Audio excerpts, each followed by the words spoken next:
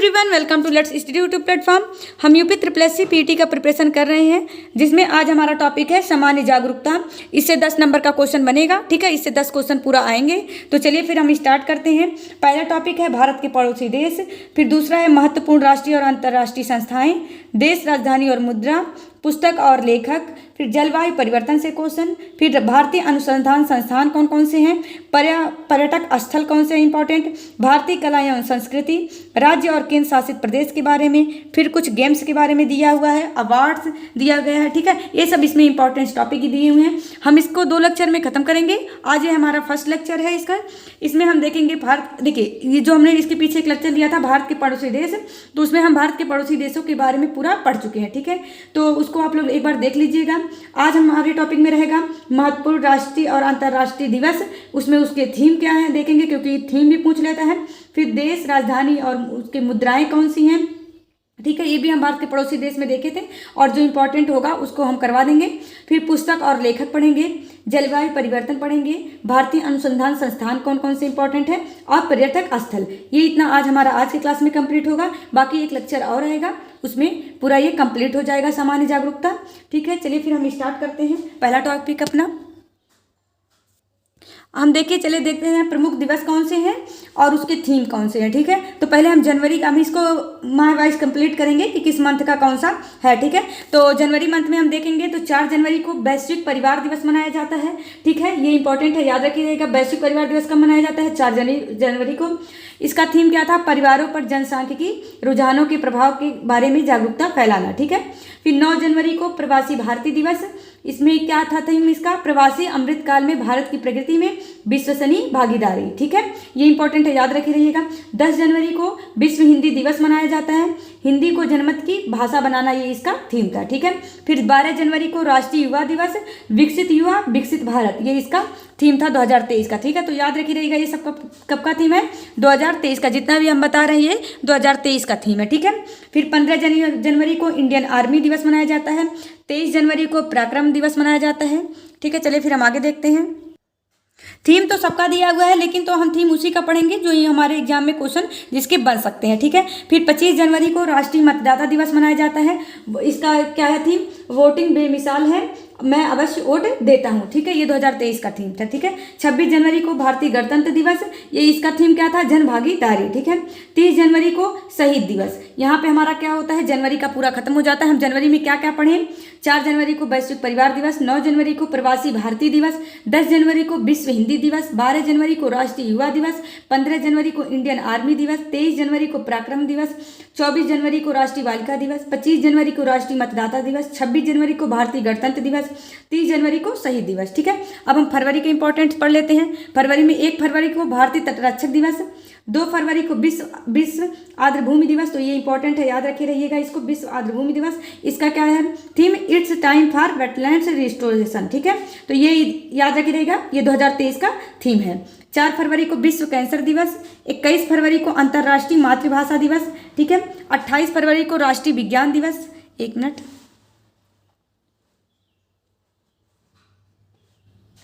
चलिए फिर देखते हैं। 28 फरवरी को राष्ट्रीय विज्ञान दिवस, तो ये भी इंपॉर्टेंट है। 28 फरवरी को राष्ट्रीय विज्ञान दिवस और 2 फरवरी को विश्व आर्द्रभूमि दिवस, तो ये दोनों तो एकदम याद रखे रहिएगा, 28 फरवरी का और 2 फरवरी का, ठीक है। फिर अब चलिए मार्च का देख लेते हैं। 1 मार्च को शून्य भेदभाव दिवस, 8 मार्च को अंतर्राष्ट्रीय महिला दिवस, तो ये एग्जाम में बहुत बार पूछा हुआ है, और ये UP triple S C exam में भी पूछा क्वेश्चन है कि अंतर्राष्ट्रीय महिला दिवस कब मनाया जाता है? तो 8 मार्च को। इसका क्या थीम था? समानता को अपनाना, ठीक है। फिर 15 मार्च को विश्व उपभोक्ता दिवस, 20 मार्च को अंतर्राष्ट्रीय गौरैया दिवस, ये भी इंपॉर्टेंट है, याद रखी रहेगा। 22 मार्च को विश्व जल दिवस, ठीक है। इसका थीम क्या था? एक्सेलरेटिंग चेंज, ठीक है। अब इसको जल और स्वच्छता में परिवर्तन को तेजी लाना, क्या था? जल और स्वच्छता में परिवर्तन को तेजी लाना, इसी को क्या कहा जाता है? एक्सेलरेटिंग चेंज, ठीक है। ये क्या था? विश्व जल दिवस 2023 का थीम था, और कब मनाया जाता है? 22 मार्च को, ठीक है। चलिए फिर हम अगला टॉपिक देखते हैं। 24 मार्च को विश्व क्षय रोग दिवस, जिसको टीबी कहा जाता है, इसका थीम क्या था? हाँ हम क्षय रोग का उन्मूलन कर सकते हैं, हाँ हम टीबी को खत्म कर सकते हैं। ठीक है, ये इसका थीम था, याद रखिएगा। 24 मार्च को मनाया जाता है, इंपॉर्टेंट है, याद रखिएगा। 5 अप्रैल को राष्ट्रीय समुद्री दिवस, 7 अप्रैल को विश्व स्वास्थ्य दिवस। ठीक है, याद रखिएगा विश्व स्वास्थ्य दिवस कब है? 7 अप्रैल को, ये भी एग्जाम में पूछा हुआ क्वेश्चन है। 17 अप्रैल को समानता दिवस, 19 अप्रैल को विश्व यकृत दिवस या फिर इसी को लीवर दिवस कहा जाता है, 21 अप्रैल को सिविल सेवा दिवस, 22 अप्रैल को पृथ्वी दिवस मनाया जाता है। तो ये भी इंपॉर्टेंट है, याद रखी रहेगा। ठीक है, पूछ सकता है एग्जाम में कि पृथ्वी दिवस कब मनाया जाता है, तो 22 अप्रैल को। और इसका थीम अब की बार 2023 में क्या था? इन्वेस्ट इन आवर प्लेनेट, हमारे ग्रह में निवेश करें। ठीक है, फिर 24 अप्रैल को राष्ट्रीय पंचायती राज दिवस, ये भी इंपॉर्टेंट है। 25 अप्रैल को विश्व मलेरिया दिवस। ठीक है, चलिए फिर हम आगे देखते हैं। सब लोग, आप लोग ये सबको याद रख लीजिएगा। ठीक है, 30 अप्रैल को आयुष्मान भारत दिवस। फिर देखिए अब अप्रैल हमारा खत्म हो गया, मई का देखते हैं। 8 मई को विश्व रेड क्रॉस दिवस, तो एग्जाम में ये भी पूछा हुआ क्वेश्चन है। 8 मई को विश्व रेड क्रॉस दिवस। 22 मई को, ये भी इंपॉर्टेंट है, याद रखिएगा, अंतर्राष्ट्रीय जैव विविधता दिवस। अब इसका थीम याद कर लीजिए, समझौते से कार्यवाही तक जैव विविधता का पुनर्निर्माण। ठीक है, 31 मई को तंबाकू निषेध दिवस। अब उसके बाद हमारा मई खत्म हो गया, हम जून का देखते हैं। 5 जून का विश्व पर्यावरण दिवस, इसका आपकी बात थीम था बीट प्लास्टिक पॉल्यूशन। ठीक है, अर्थात ये प्लास्टिक के बारे में दिया हुआ है। ठीक है, 14 जून को रक्तदाता दिवस, 21 जून को योग दिवस। ठीक है, तो 21 जून को जो योग दिवस मनाया गया, इसका थीम क्या था? वसुधैव कुटुंबकम के लिए योग। ठीक है, ये इंपॉर्टेंट है, याद रखिए रहेगा। फिर हम देखते हैं, अगला देखते हैं। 29 जून को राष्ट्रीय सांख्यिकी दिवस, इंपॉर्टेंट है, याद रखिए रहिएगा। 1 जुलाई को जीएसटी दिवस मनाया जाता है। 11 जुलाई को विश्व जनसंख्या दिवस मनाया जाता है। और विश्व जनसंख्या दिवस का की बार थीम था, एक ऐसी दुनिया की कल्पना करें जहां हम में से सभी 8 अरब लोगों का भविष्य आशाओं और संभावनाओं से भरपूर हो। ठीक है, ये इसका क्या था? विश्व जनसंख्या दिवस का थीम था। और कब मनाया जाता है? 11 जुलाई को। 18 जुलाई को नेल्सन मंडेला दिवस मनाया जाता है। 26 जुलाई को कारगिल दिवस मनाया जाता है। 7 अगस्त को भाला फेंक दिवस मनाया जाता है। रुकिए एक मिनट, 7 अगस्त को क्या मनाया जाता है? भाला फेंक दिवस मनाया जाता है। 29 अगस्त को राष्ट्रीय खेल दिवस मनाया जाता है। और ये भी एग्जाम में पूछा हुआ क्वेश्चन है, ये पेट के एग्जाम में पूछा था कि राष्ट्रीय खेल दिवस कब मनाया जाता है, तो 29 अगस्त को मनाया जाता है। इसका थीम था खेल समावेशी और फिट समाज के लिए। ठीक है, 8 सितंबर को साक्षरता दिवस मनाया जाता है। ठीक है, चलिए फिर हम अक्टूबर माह का आप देख लेते हैं। विश्व ओजोन दिवस 16 सितंबर को मनाया जाता है। ओजोन, इसका थीम था ओजोन परत संरक्षण और जलवायु परिवर्तन संबंध के बीच की कड़ी है। ठीक है, ये किसका थीम था? विश्व ओजोन दिवस का थीम था, 16 सितंबर को मनाया जाता है। ठीक है, फिर 8 अक्टूबर को भारतीय वायुसेना दिवस मनाया जाता है। ये पिछली बार जो पेट का एग्जाम हुआ था उसमें पूछा था कि भारतीय वायुसेना दिवस कब मनाया जाता है, तो 8 अक्टूबर को मनाया जाता है। देखिए इसी के बीच में एक 5 अक्टूबर का याद रखे रहिएगा, ये डॉल्फिन, राष्ट्रीय डॉल्फिन। ठीक है, इसको राष्ट्रीय डॉल्फिन दिवस कहा जाता है। ये यूपी पीसीएस में पूछा हुआ था कि डॉल्फिन दिवस कब मनाया जाता है, तो 5 अक्टूबर को। ठीक है, याद रखिए रहेगा। 14 नवंबर को बाल दिवस, 1 दिसंबर को एड्स दिवस, 4 दिसंबर को भारतीय नौसेना दिवस। देखिए तो पिछली बार एग्जाम में पूछा था भारतीय वायुसेना दिवस कब मनाया जाता है, 8 अक्टूबर को। तो पूछ सकता है एग्जाम में कि भारतीय नौसेना दिवस कब मनाया जाता है, तो 4 दिसंबर को, याद रखिए रहेगा। 5 दिसंबर को मृदा दिवस, 10 दिसंबर को अंतर्राष्ट्रीय मानवाधिकार दिवस, 25 दिसंबर को सुशासन दिवस और 26 दिसंबर को वीर बाल दिवस। तो यहाँ से हमारे कितने क्वेश्चन तैयार हो गए हैं, याद रखिए, एक बार दोहरा लीजिए। वीर बाल दिवस 26 दिसंबर को, सुशासन दिवस 25 दिसंबर को और अंतर्राष्ट्रीय मानवाधिकार दिवस 10 दिसंबर को, मृदा दिवस 5 दिसंबर को, भारतीय नौसेना दिवस 4 दिसंबर को। ठीक है, ये दोनों तो याद रखिएगा क्योंकि पिछली बार ये पूछा था। भारतीय वायुसेना दिवस 8 अक्टूबर को, तो भारतीय नौसेना दिवस 4 दिसंबर को। ठीक है, एड्स दिवस 1 दिसंबर को। इतना हमारा तैयार हो गया। चलिए फिर हम अगला टॉपिक अब देखते हैं क्या है हमारा। अगला हमारा टॉपिक दिया हुआ है अंतर्राष्ट्रीय संगठन, जो भी महत्वपूर्ण है उसको हम देख लेते हैं। तो पहला हम देखते हैं वर्ल्ड बैंक। ठीक है, वर्ल्ड बैंक में देखेंगे तो इसका हेडक्वार्टर कहाँ है, वाशिंगटन डीसी में। स्थापना इसका हुआ था 1944 में। वर्तमान अध्यक्ष कौन है, अजय बंगा है। और इसमें सदस्य देश कितने हैं अभी वर्तमान में, 189 है। तो यहाँ से हमारा कितना क्वेश्चन बन गया, हेडक्वार्टर वाशिंगटन डीसी, स्थापना 1944, वर्तमान अध्यक्ष अजय बंगा, सदस्य देश 189 देश है। ठीक है, एक चीज़ यहाँ से और याद रखिएगा, जो वर्ल्ड बैंक होता है और IMF को जुड़वा बहन कहा जाता है। तो एग्जाम में बहुत बार पूछा हुआ है कि किसको कहा जाता है, तो वर्ल्ड बैंक को और IMF को क्या कहा जाता है, जुड़वा बहन कहा जाता है। ठीक है, दूसरा हमारा इंपॉर्टेंट है IMF, अंतर्राष्ट्रीय मुद्रा कोष। इसका स्थापना हुआ था 1945 में। इसका भी हेडक्वार्टर है वाशिंगटन DC। इसकी MD वर्तमान में कौन है, क्रिस्टलिना जॉर्जिएवा। ठीक है, यहाँ से हमारा कितना 2 क्वेश्चन तैयार हो गया, वर्ल्ड बैंक का और IMF का। ठीक है, चलिए हम तीसरा अंतर्राष्ट्रीय संगठन देखते हैं कौन सा है। फिर दिया हुआ है संयुक्त राष्ट्र संघ, UNO। ठीक है, अब देखिए UNO 2 पार्ट में इसका स्थापना हुआ था। जो पहला वाला हुआ था, पहला जो विश्व युद्ध हुआ था, प्रथम विश्व युद्ध हुआ था ना 1914 से जो स्टार्ट हुआ था, तो जब ये प्रथम विश्व युद्ध खत्म हुआ तो उसके समय पे क्या वैश्विक शांति के लिए शुरू किया गया 1920 में लीग ऑफ नेशन, बट यह अपना जो कार्य करने में था यह असफल हो गया। तो फिर आते 1945 में क्या किया गया, UNO का स्थापना किया गया। ठीक है, कब किया गया था, 24 अक्टूबर 1945 को।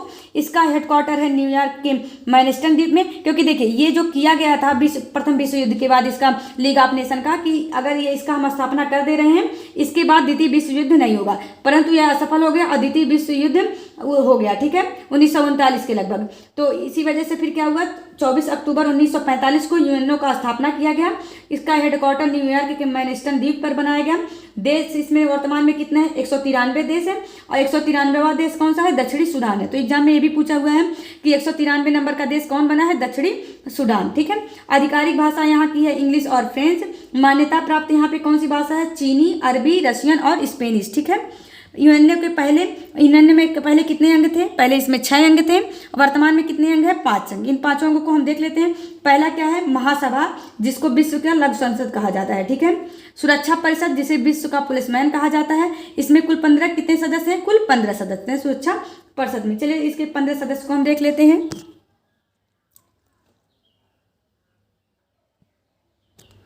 इसमें देखते हैं तो 5 अस्थायी सदस्य कौन है, USA, UK, ब्रिटेन, चीन, फ्रांस, रूस। तो USA, UK, चीन, फ्रांस, रूस, इन लोगों के पास कौन सा वीटो पावर है। ठीक है, याद रखिए, रहेगा एग्जाम में पूछ ले वीटो पावर किसके पास है, तो USA, UK, चीन, फ्रांस और रूस के पास है। ठीक है, और इसमें कितने 10 अस्थायी सदस्य हैं, जिसमें भारत भी इसका अस्थायी सदस्य है। ठीक है, अंतर्राष्ट्रीय न्यायालय, अब देखिए इसका तीसरा क्या है, अंतर्राष्ट्रीय न्यायालय है। इसका स्थापना 3 अप्रैल 1946 को किया गया था। इसका हेडक्वार्टर कहाँ है, हेग, नीदरलैंड में है। ठीक है, तो ये एग्जाम में बहुत बार पूछा हुआ है कि अंतर्राष्ट्रीय न्यायालय का मुख्यालय कहाँ है, तो हेग में है, जो नीदरलैंड में। ठीक है, न्यायाधीश इसमें कितने न्यायाधीश होते हैं, 15 न्यायाधीश होते हैं। इसका कार्यकाल 9 वर्ष का होता है। तो एग्जाम में पूछ लेगा कि अंतर्राष्ट्रीय न्यायालय का जो न्यायाधीश होते हैं उनका कार्यकाल कितने वर्ष का होता है, तो 9 वर्ष का होता है। और न्यायाधीश उसमें कितने हैं, होते हैं 15 होते हैं। प्रथम भारतीय न्यायाधीश जो बने थे डॉक्टर नागेंद्र सिंह बने थे। वर्तमान में कौन है, दलवीर भंडारी है। तो याद रखी रहिएगा, एग्जाम में पूछ सकता है कि वर्तमान में अंतर्राष्ट्रीय न्यायालय का जो न्यायाधीश है उसमें भारत की तरफ से कौन है, तो दलवीर भंडारी है। ठीक है, चलिए फिर हम देखते हैं आगे। UNDP, United Nation Development Programme. UNDP का फुल फॉर्म एग्जाम में पूछ सकता है, तो क्या है, यूनाइटेड नेशन डेवलपमेंट प्रोग्राम। इसका स्थापना हुआ था 1965 में। हेडक्वार्टर है न्यूयॉर्क में। अध्यक्ष है अचिम स्टेनर। अभी वर्तमान में इसकी क्या कौन है, अध्यक्ष है। ठीक है, फिर यूनिसेफ का देखते हैं, तो इसका फुल फॉर्म देख लीजिए, यूनाइटेड नेशन चिल्ड्रंस फंड। ठीक है, तो इसमें संयुक्त राष्ट्र बाल कोष इसको कहा जाता है। स्थापना इसका हुआ है 11 दिसंबर 1946 को। हेडक्वार्टर है न्यूयॉर्क में। ठीक है, अध्यक्ष कौन है, कैथरीन रसेल इसके कौन है, अध्यक्ष हैं। ठीक है, चलिए फिर हम अगला देखते हैं। वर्ल्ड हेल्थ ऑर्गेनाइजेशन, विश्व स्वास्थ्य संगठन। इसका स्थापना होता है 7 अप्रैल 1948 को। इसका हेडक्वार्टर है जिनेवा, स्विट्जरलैंड में। अध्यक्ष हैं टेड्रोस एडनोम। ठीक है, तो WHO के कहाँ पे है हेडक्वार्टर, जिनेवा, स्विट्जरलैंड में है। अध्यक्ष इसके हैं टेड्रोस एडनोम। ठीक है, तो ये सब इंपॉर्टेंट है, एग्जाम में पूछे हुए हैं, तो आप सब लोग इसको अच्छे से तैयार कर लीजिएगा। ठीक है, फिर हमारा अगला है UNEP, United Nations Environment Programme. ठीक है, संयुक्त राष्ट्र पर्यावरण कार्यक्रम इसको हिंदी में कहा जाता है। स्थापना हुआ 1972 में। हेडक्वार्टर है नैरोबी, केन्या में। अध्यक्ष है इंगेर एंडरसन। अभी वर्तमान में इसके कौन है, अध्यक्ष हैं। ठीक है, फिर हमारा अगला है WIPO, WIPO, World Intellectual Property Organization, विश्व बौद्धिक संपदा इसको कहा जाता है हिंदी में।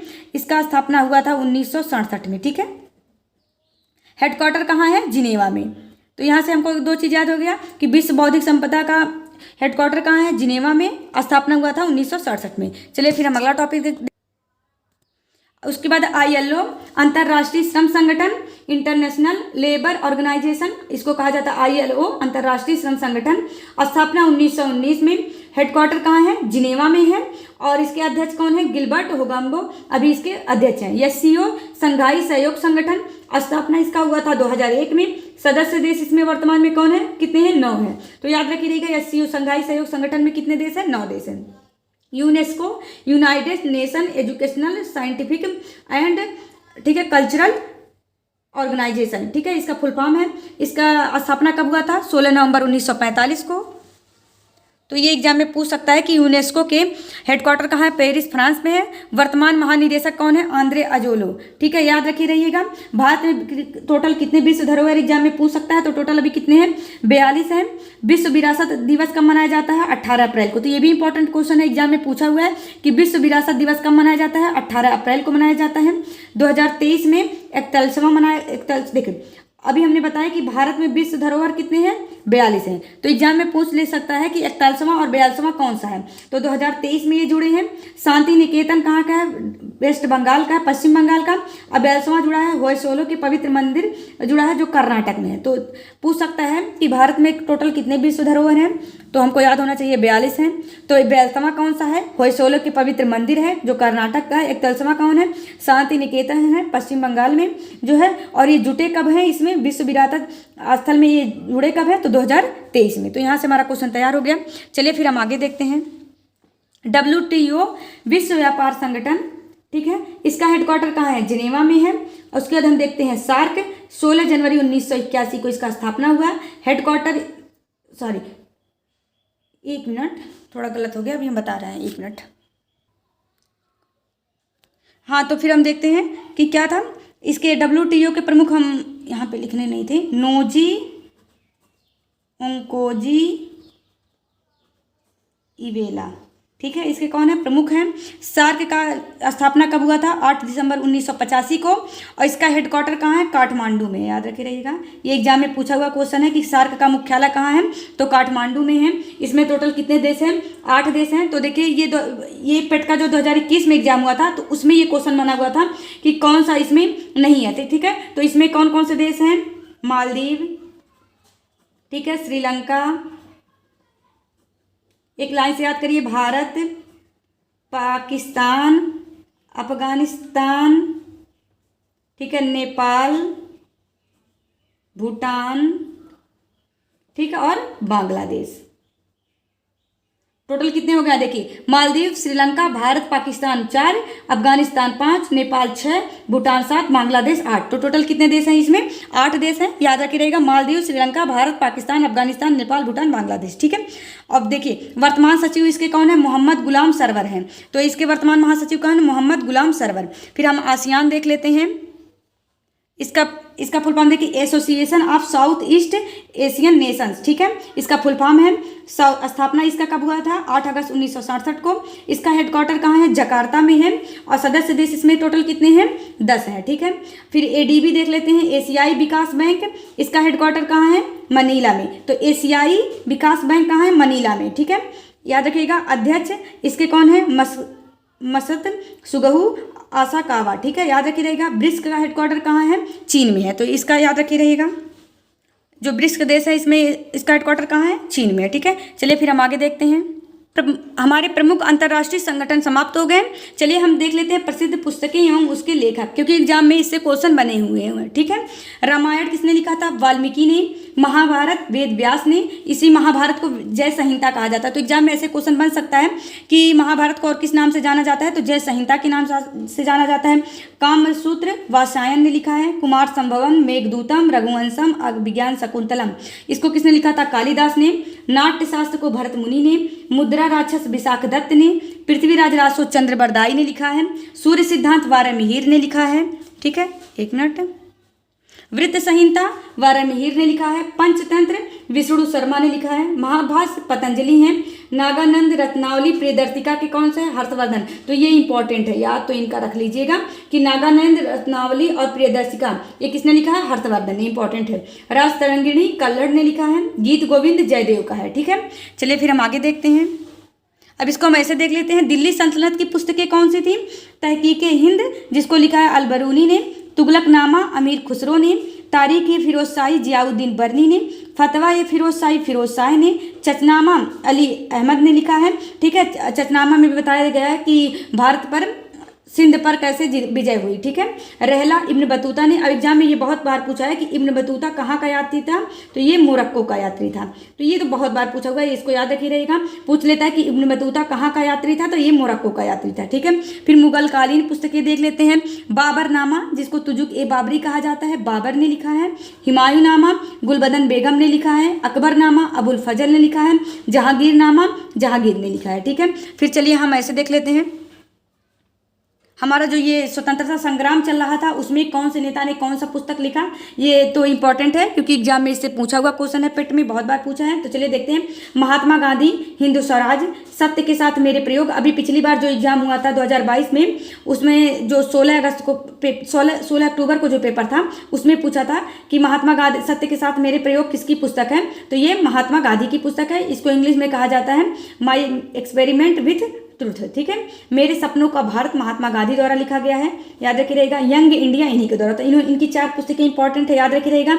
हिंद स्वराज, सत्य के साथ मेरे प्रयोग, मेरे सपनों का भारत और यंग इंडिया। ठीक है, नेहरू जवाहरलाल नेहरू के द्वारा लिखा गया डिस्कवरी ऑफ इंडिया और सोवियत एशिया, इनका इंपॉर्टेंट है, याद रखिए रहेगा। बाल गंगाधर तिलक ने लिखा, यहाँ पे देखिए बाल गंगाधर तिलक ने गीता रहस्य लिखा। लाला लाजपत राय ने अनहैप्पी इंडिया लिखा। न्यू इंडिया किसने लिखा था? Annie Besant. तो एग्जाम में ये पूछा हुआ क्वेश्चन है कि अनहैप्पी इंडिया नामक पुस्तक किसने लिखा था? लाला लाजपत राय ने। न्यू इंडिया नामक पुस्तक किसने लिखा था? एनी बेसेंट ने। ठीक है, चलिए फिर हम आगे देखते हैं। Wings of fire APJ Abdul Kalam ने लिखा। इंडिया डिवाइडेड राजेंद्र प्रसाद ने लिखा। ये भी एग्जाम में पूछा हुआ क्वेश्चन है कि इंडिया डिवाइडेड नामक पुस्तक किसने लिखा था, तो राजेंद्र प्रसाद ने। The Life Divine Aurobindo Ghosh ने। विदर इंडिया और गीतांजलि रविन्द्रनाथ टैगोर ने। नील दर्पण दीनबंधु मित्र ने। कर्म योद्धा अमित शाह ने लिखा है। ठीक है, और किसके ऊपर लिखा है? मोदी के ऊपर एक बुक लिखा गया है, कर्म योद्धा। तो एग्जाम में बन सकता है। रिवॉल्यूशन 2020 चेतन भगत ने लिखा है। An era of darkness Shashi Tharoor ने, ये भी एग्जाम में बहुत बार पूछा है कि एन एरा ऑफ डार्कनेस किसने लिखा? शशि थरूर ने। अम्बेडकर ए लाइफ डिवाइन, इसने अम्बेडकर ए लाइफ क्या लिखा? अम्बेडकर ए लाइफ शशि थरूर ने लिखा है। Modi shaping a global order in flux, ये जेपी नड्डा ने लिखा है। ठीक है, एक मिनट ऐसे देख लीजिए। ठीक है, Modi shaping a global order in flux, JP Nadda ने लिखा है। फिर एक मिनट यहाँ से देख लेते हैं। सुभाष चंद्र बोस ने लिखा आज़ाद हिंद इंडियन स्ट्रगल, एक भारतीय यात्री। ठीक है, तो ये सुभाष चंद्र बोस की पुस्तकें जो है कौन सी है? आज़ाद हिंद इन्होंने लिखा था, इंडियन स्ट्रगल लिखा था, एक भारतीय यात्री, ये सुभाष चंद्र बोस ने। इनकी ये 3 पुस्तकें इंपॉर्टेंट है।